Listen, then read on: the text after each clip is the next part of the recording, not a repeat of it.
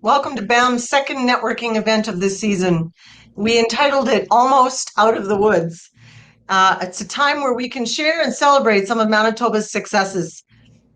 For those of you who don't know me, my name is Kim Klein. I'm the president of BAM, and I'm thrilled to be your host today, and hopefully the last time virtually. So I just want to tell you right up front, please mark your calendars for August the 26th. We will be hosting an in-person event at the Gates on Roblin. Make sure you register early as seating will be limited. We're using AirMeet once again today.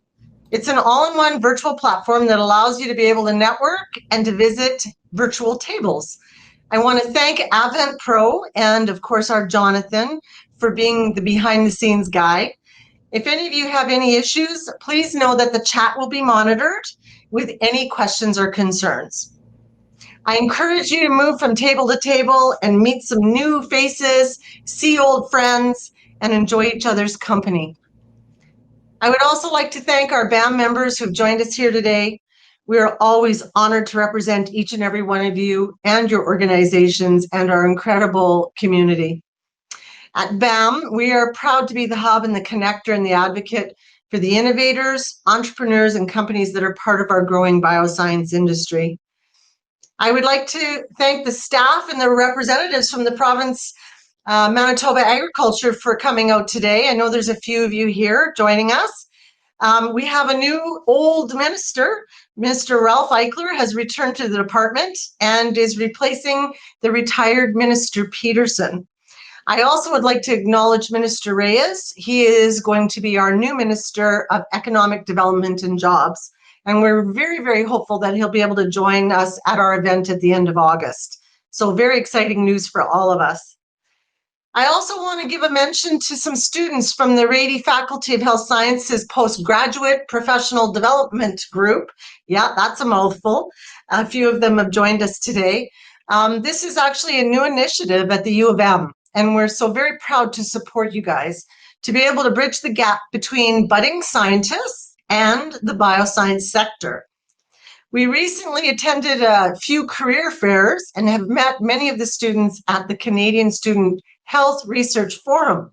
I had the opportunity then to speak to a few of them and tell them a little bit more about us as an association and about the industry and careers in the industry.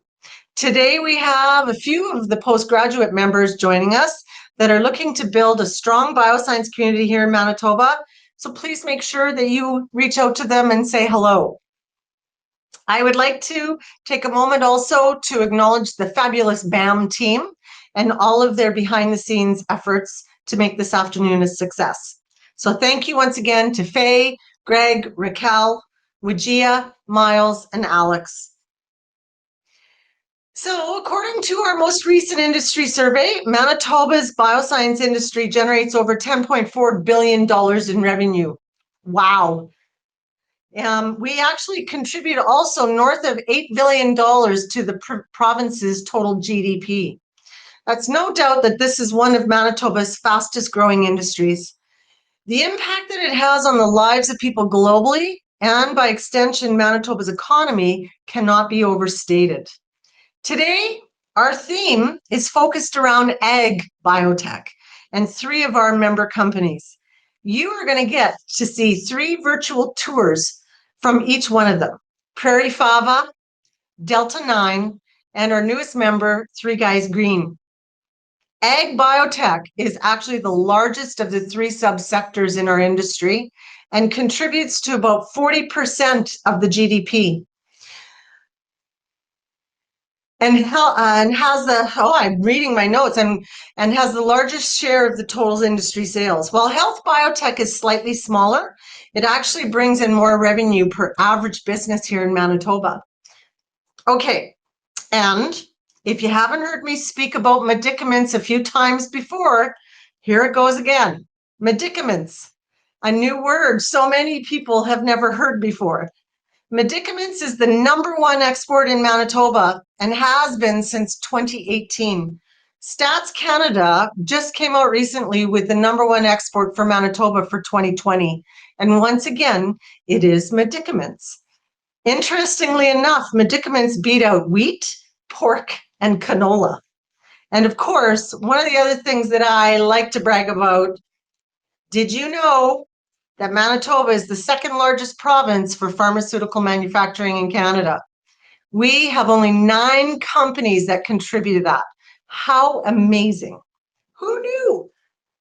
Well, guess what? Now you guys do. So enough of stats and data. It's time for all of us to be Manitoba proud out loud. And I always tell people that we are a very well-kept secret. I'm going to send you now to network and meet and talk about the amazing things happening within our industry. So have fun, everyone, and we'll bring you back in about 15 minutes. So have some time for visiting, enjoy, and I'll see you at one of the tables. Hi there, everyone. Welcome back. So, did you meet someone new? I sure hope so. Greg, are you here? I'm here, yep. Okay, perfect. We can't see you. Oh, sorry. There we go. So, speaking of someone new, I would like to introduce you to Greg Schieler, our new training manager. And he is going to be able to introduce you to our very first and very exciting virtual tour. So, Greg, I'm going to let you take it away from here. Prairie Fava is the Canadian industry expert in fava beans, and they're dedicated to growing and crafting the highest quality fava ingredients for the plant-based market. They are the link between farmers who grow high-quality fava beans and food manufacturing companies motivated to meet the growing demand for nutritious and sustainable foods. From Canada to the rest of the world, they've brought back an ancient bean and helped regenerate an industry for fava with improved farming knowledge, new research on fava's functionality, and the development of innovative food products. They recently learned that they are the recipient of over $1 million from Western Economic Diversification to scale up its operations to capture new opportunities within the fava bean market. This investment will result in the purchase of new equipment and support the creation of 6 new jobs. It will also help Prairie Fava commercialize new value-added food ingredients and consumer products for a greater reach in the consumer packaged goods, food service, and food manufacturing markets. Neither Haley nor Cale Jeffries, the owners of Prairie Fava, could attend today, but they were thrilled to give us a video tour of their facility, and it's located near Glenboro. So let's take a look at Prairie Fava, hosted by Cale Jeffries. It's a snapshot of our cleaning facility.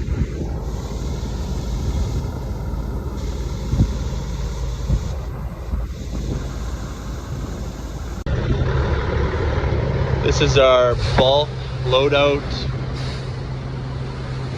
facility for any bulk products and products going out in bulk with the Super B trailers.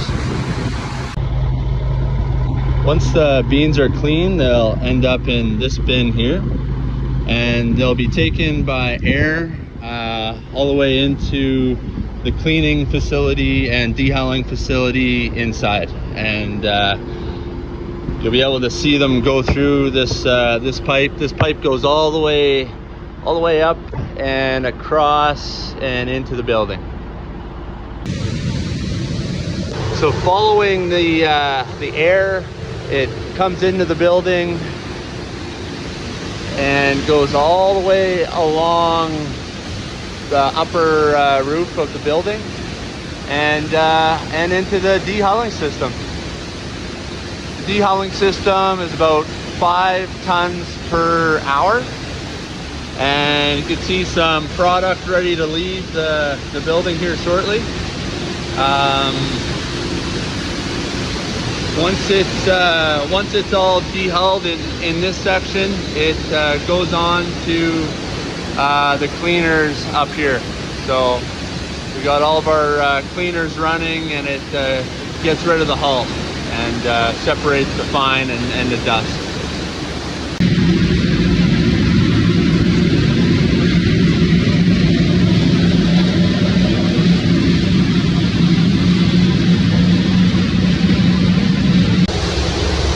All right, so this is the first machine here. It does all the heavy lifting, separates separate the small ones from the big ones. We got some really fines coming out of the return deck. You don't want those. Move on to the pre-suction, which separates the hull from the bean.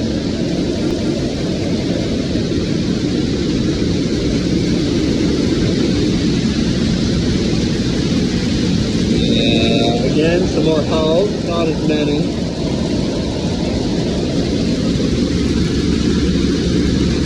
These are some whole beans that we're getting. It adds to the feed value of our byproduct.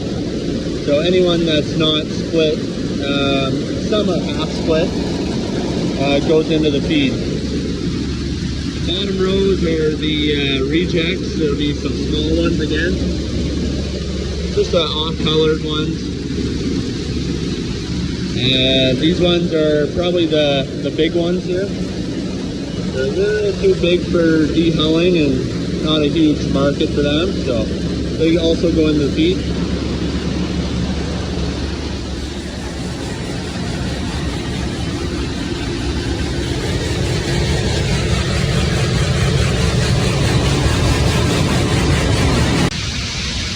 From the screen machine, we go to the gravity table. And you'll see the odd hull that got by goes into the bad bin, and all the good product stays up here.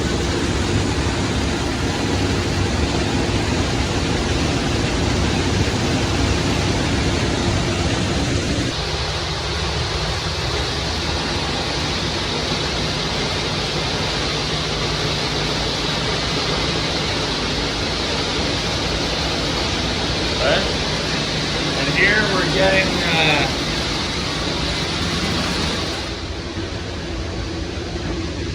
wait a minute.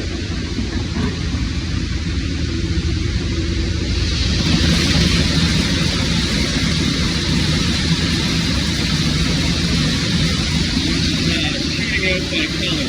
So any green or black or dark ones, they come out.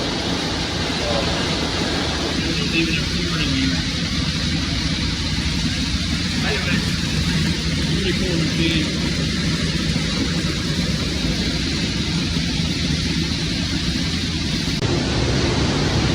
And this is where the final product goes into the storage bin. So we're just gonna check the final product here.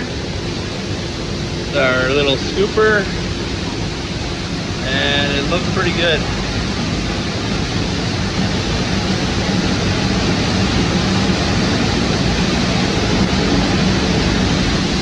So, yeah, that's kind of our process, and kind of see what happens here at Prairie Fava processing.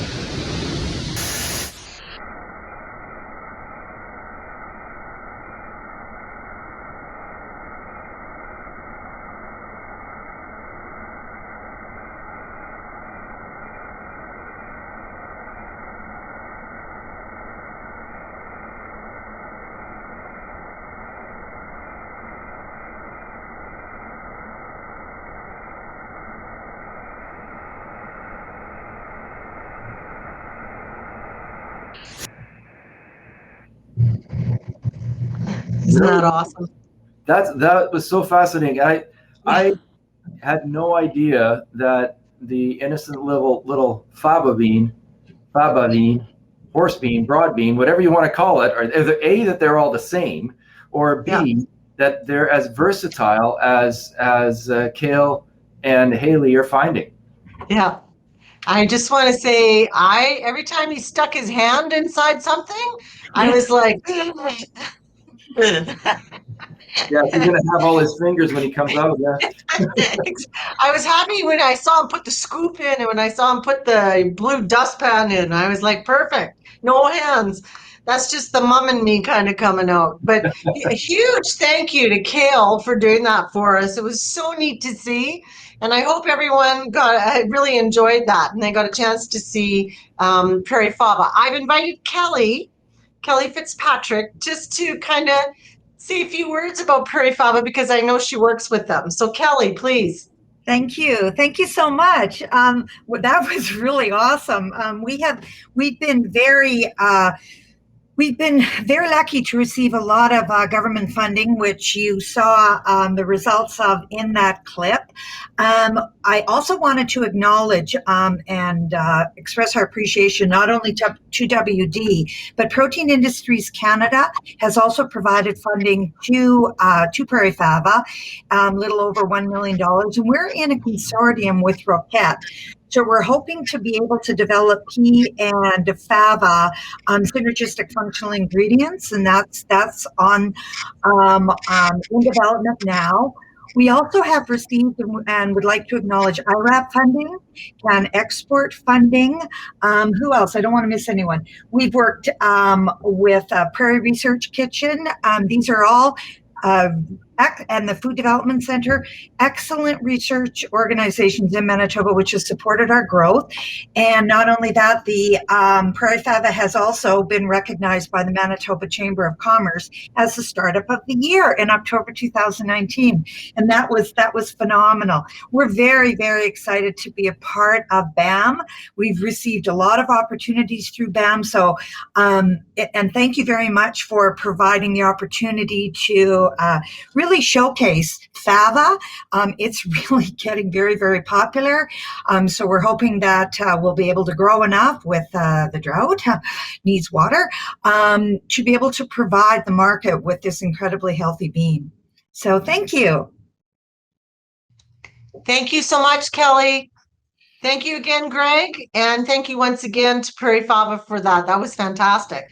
So you know what? Now for some more excitement, I'm going to send you guys off now to go do some more networking and go visit each other and a little bit of chatting, and we'll see you in a few minutes. Hey, everyone. Welcome back. And I hope you're all having some great conversations. I recently, BAM, attended the Agritech Venture Forum, which normally is held in Toronto, but the last 2 years, because of the pandemic, has been held virtually. So a very successful trade mission ensued for our member companies, and those that attended with Raquel were Yuko Robotics, Better Hemp, Regain, Innovo XL, Conviron, Feedflow, which some of you might know as Norima, and Three Guys Green. Our next virtual tour and video is from one of our member companies, Three Guys Green. They're a local company in Winnipeg here, established in 2016 and currently growing and marketing year-round fresh local produce to distributors and restaurants. They're also a technology company and are actively developing vertical farming and aquaponics technologies that will be influential in the development of food security and environmental sustainability. Since 2016, Three Guys Green has been growing premium, nutrient-dense microgreens. Some of you might have bought them, I know I have, that they supply local restaurants and food service suppliers. They're one of the largest microgreen producers here in Manitoba. Congratulations. Scott Heineman is CEO of Three Guys Green, and he's here to give us a peek into their company. Scott, welcome. Thank you so much for having me. Yeah, we've got a little video that I put together on my phone, so it's not the greatest, but we're gonna invest in some sizzle reels coming up. So basically you can let it go whenever, John. So I am Three Guys Greens, I'm Scott Heineman with Three Guys Greens, and we're a Winnipeg-based vertical farm. The systems we use produce over 1 pound of produce every week per square foot.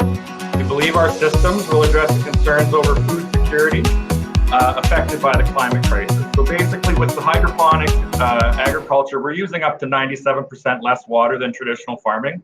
You can pause it there for me, John, please. Not only are we using less water, but we're also not putting any of that excess water back into the food table, the water table. So any of the chemicals used on traditional farming, we're keeping all of that kind of stuff out of the system by using our contained systems. Second, the indoor systems allow more control for our environments. With climate change on the rise, it's really difficult to be dependent on the weather. So with these, we can control everything from the humidity to the temperature of the water and how long the lights are on, basically. So we can control most of the things that the environment would be providing.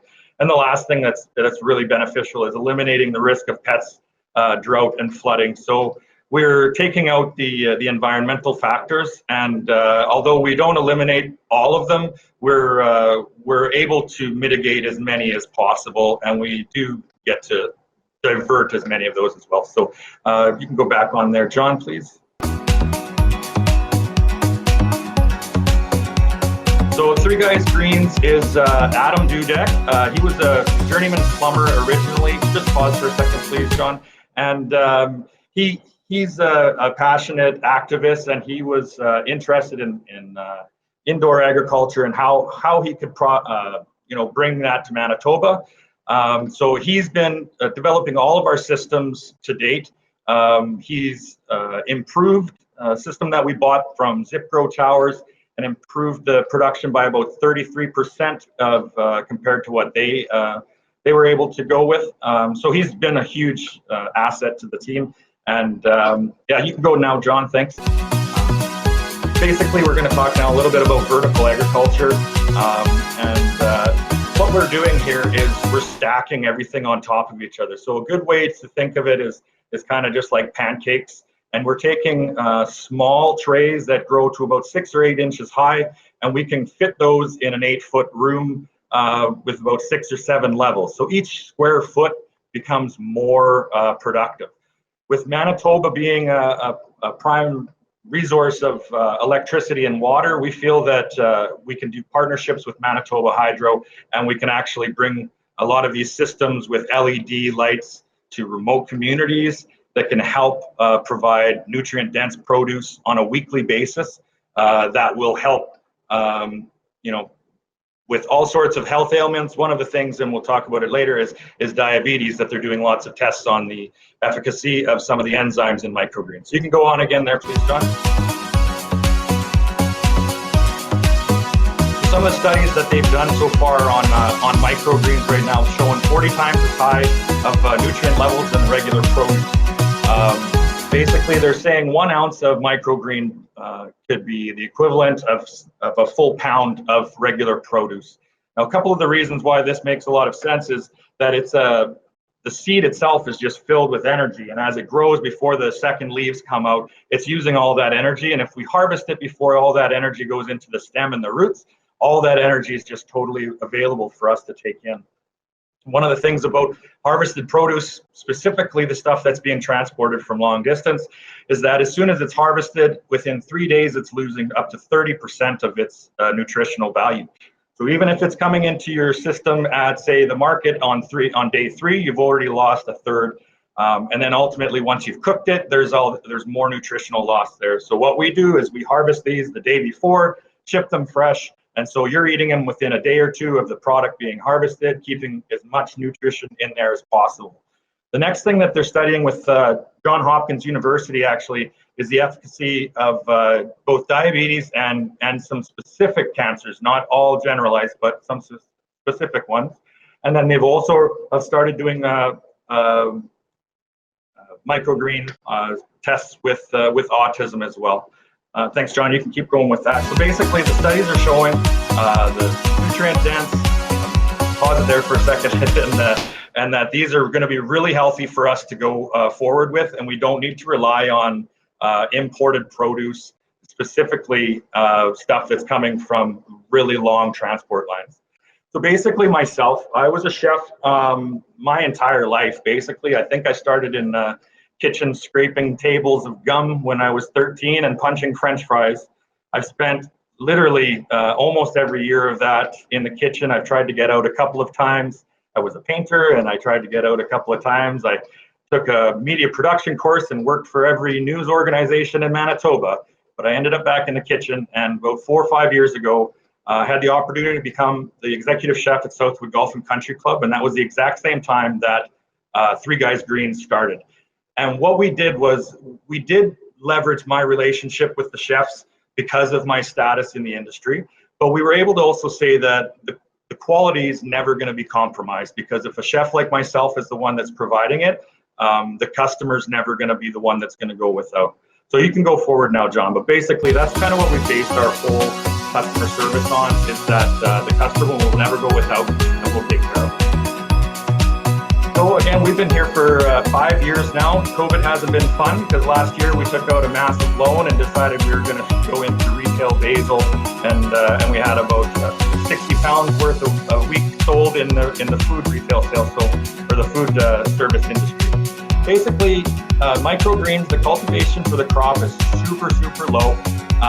We can get through, and sorry, just pause it and go back to that last slide for a second with the microgreens, John, if you don't mind. One more, if that's okay. And so yes, it's a very low labor crop. We've got 2 employees that are going to be working. We can produce about 150 pounds a week, and that's just what we're using for our current salad programs. The fast growth means that we can consistently harvest year-round. We can provide them with whatever the product is on a very fast turnaround. And then the other part that I really do want to note is more nutrition with less carbon emissions. So basically, by reducing our reliance on foreign produce, we can eliminate transportation routes and pull trucks off the road. What I've advertised with our salad program is you're roughly saving about 20 pounds a week of produce that's not going to Superstore or whatever by eating the nutrition that's contained in our salads. So if you think of that, every month, every subscriber saving between 80 and 100 pounds. So it really will ultimately make a difference in everything. So you can go on now, John. Appreciate you stopping and going back, because I feel that's pretty important for us. And finally, like I said, every pound produced diverted from being imported will reduce our collective footprints and reducing the need for transportation associated. I really do appreciate being invited to this. I never thought for a second that BAM was interested in our little tiny microgreen farm. I'm really, really happy to be here. And yeah, if anybody's got questions, my email is Scott@3guysgreens with the number. We'll talk to you soon. Awesome. Awesome. Thank you so much, Scott. That was great. I love your product, so I have bought it before. So I'm really, really glad that you had time to be able to come and do this for us today. And thank you again for kind of explaining and making a little bit of that video and the tour for us. Thanks. You're very welcome. Oh, good. I'm glad. So before I send everyone back to tables to do a little bit of networking, I wanted to also let you know about a program that we are actually, BAM, is co-hosting with the Prairie Research Kitchen on August the 25th. As some of you might know, sustainable packaging is a very hot topic these days, and we're going to be holding a sustainable packaging for food and pharma seminar with roundtable discussions. And guess what? It's by invite only. So if you think that this is something that you might be interested in attending or participating in, please make sure that you get in touch with me. So that's August the 25th in the morning. So I'm going to send you back now, everyone. For those of you who haven't met someone new, I challenge you to go and find someone new and have a little chat with them, introduce yourself, and we will be back in about 10 minutes.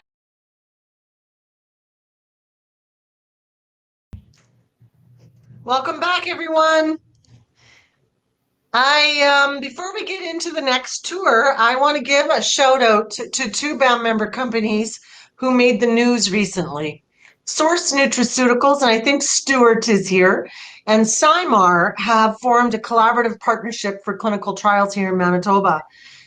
Source Nutraceuticals is set to open up a clinical trial clinic here in Winnipeg on August the 1st. And Cymar, out of Dauphin, Manitoba, has approximately 20 clinical trials set and ready to go within the next 5 years. So congratulations to both of you. Our next tour, and we brought you all back at 4:20 on purpose, is with Delta 9 Biotech.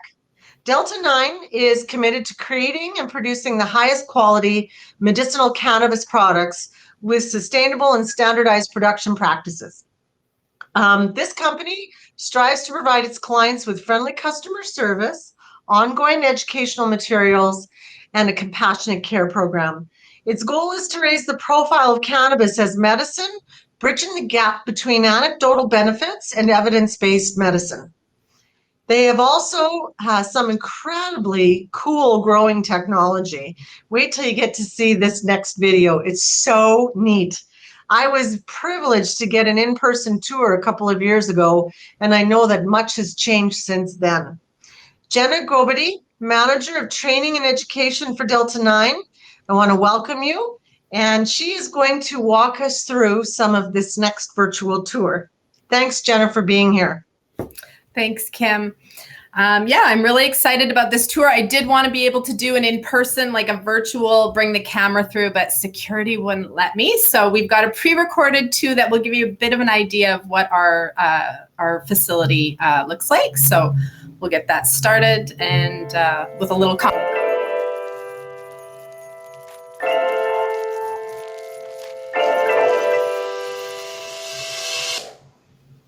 So I'd asked him to stop it here. So this gives you a really great idea of what you see when you come into our facilities. So we've been operating for 8 years. Like Kim said, licensed for cultivation, but also processing, medical sales, and distribution. And this is when you go into our facility, all of this is our grow pods. So every one of these grow pods that are about the size of a shipping container, side by side, we have 297 currently licensed grow pods, producing 8,325 kilos annually. We have these types of hallways with these grow pods set up on 2 levels now. So we're able to stack them, and you'll see a little bit more of how they're used if you go ahead.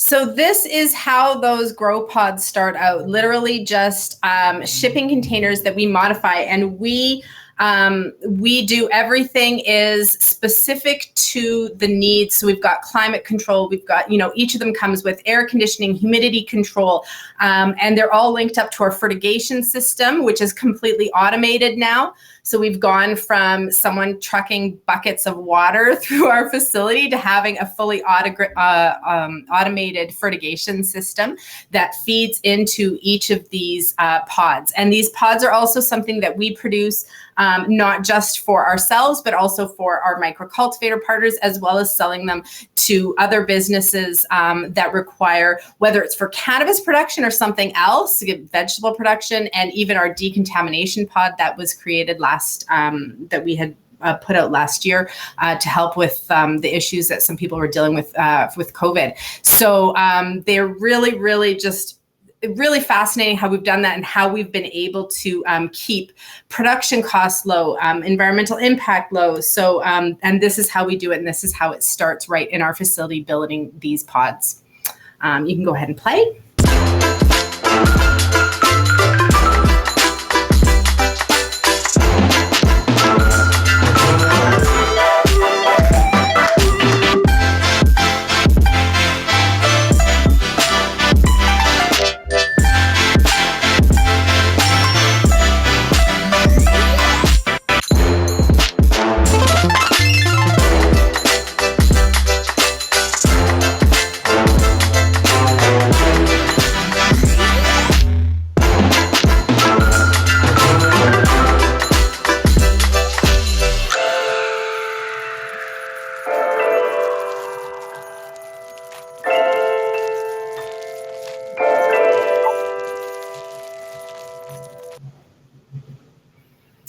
And of course, as you can see at the end there, plans for the future, big expansion plans, and getting more into, like Kim said, just providing that not only quality products to the industry, but the education and advancing the knowledge that we have about cannabis use is really one of our top priorities, and has been since I've been working for the company. So it's really just fantastic environment, and doing a lot of great things for all sorts of industries. So thank you for allowing me to present that. Thanks. Thank you so much, Jenna. That is absolutely fantastic. I love the music, by the way. They did a great job on that video. Like I said, I wish I could have been able to take everybody through and shown them all the cracks and crevices of the company, because it's really a fascinating place to work, and what they've done with it. The growth has been incredible. So. Yeah, absolutely. Well, last networking event, we had Kelsey Friesen on, and he talked a little bit more about some of the decontamination pods and some of the other fun and really, really innovative work that you guys are doing. So congratulations. I know you've had a lot of success in the last few years, and hopefully the pandemic hasn't hit you guys too much. I gotta say, we've been powering through and just, doing what we've got to do. Moving real fast. It's a new industry, so we're all used to moving real fast when changes come. So the pandemic, just one more challenge that we all just powered through like champs. So absolutely. Yeah, the whole company, Awesome. I'm really proud of them for pulling through. Good. Pivoting, right? The new word for 2020, 2021, pivot. Exactly. I just want to say thank you once again for doing this, and thank you once again for kind of taking us on a little bit of a tour through the whole plant. Mm-hmm. And I am going to send everyone now back to some tables for a few more minutes. It's time to chat with a few more people. And if those of you, if you haven't met someone new, again, I'm challenging you guys. I'll see you guys in a couple minutes. Bye. Hi there, everyone. It's so nice to meet new people, and it is so great to catch up with so many of you that I haven't seen in a while. I would like to remind you of a couple of things that we have going on here at BAM. And one of the most important ones is our Leadership Development Program, which actually begins in September. This program is accredited with the University of Manitoba, and it is industry agnostic. And by that, I mean anyone from any industry is invited to this program, not just those people that are within the biosciences. This program is phenomenal, if I might say so myself. We have world-class trainers and content, and I invite you to take a look at this program. It's a great way to invest in yourself, to invest in your staff, or invest in your company, especially after this last year. We need to stay focused on building and moving forward and growing. And I believe that starts with investing in our people. If you haven't done so already, I would recommend you sign up for our newsletters. We have 2 newsletters. We have our BAM newsletter, and we also have our training newsletter. It's another way for you to stay informed and stay connected. It is so important for us as an association and as a collective to continue to raise awareness about our amazing industry, to ensure that we're taking the right steps towards continued growth and success. My goal as president is to be proud out loud and to create more public awareness about what is happening here. And I think as an industry, we don't often brag about the amazing innovative ideas and companies and collaborations and research and more and more and more. That is all happening here in our province. And I invite you to join me to tell everyone you meet about all the inspiring things that are going on here and to be Manitoba proud. Thank you for joining us here today. Don't forget to save the date for August the 26th for our next networking event in person at the gates. Keep your eyes out for the next BAM newsletter. So looking forward to seeing all of you in person once again. Please feel free to stay online. We're going to keep this all open until about 5:15, so you can continue to speak and talk to each other and network a little bit more. I want to say to all of you, please stay safe and enjoy the rest of July and the rest of your summer. Take good care, everyone.